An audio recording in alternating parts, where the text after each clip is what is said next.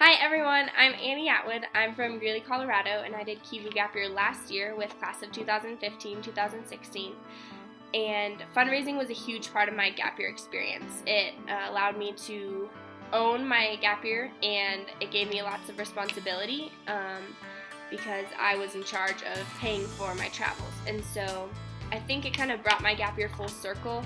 The reason I chose to do a gap year was because I wasn't ready for college and I wanted to get a little bit more life experience and job experience to kind of search and see what I did. And so it was just fitting that I would have to add that responsibility on because I was trying to grow up. And so it really helped me to manage my money and just own my trip and take full responsibility for it.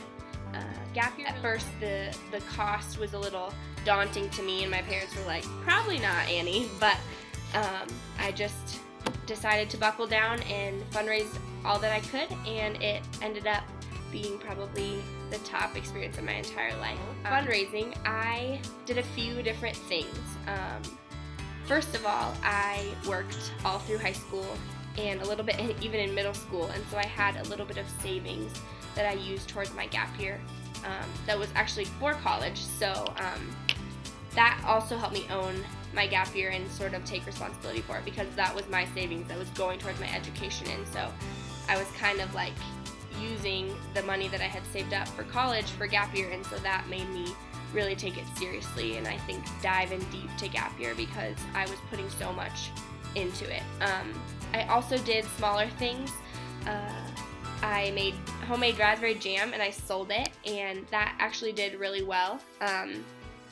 So just small things like that, whether it's a bake sale or those little boxes of chocolates that people walk around selling. Some people made t-shirts, and that ended up doing really well, I think, for them. So that's a good idea.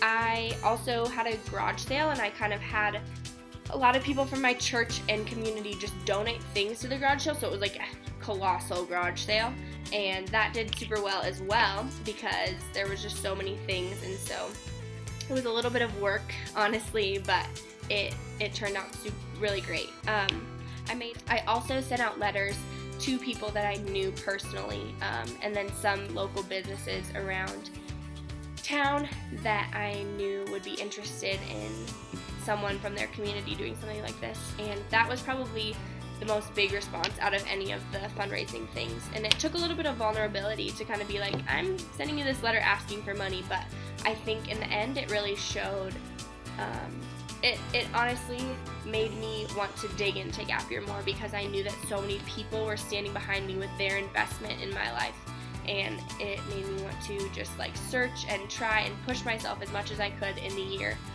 Because so many people had invested in my time.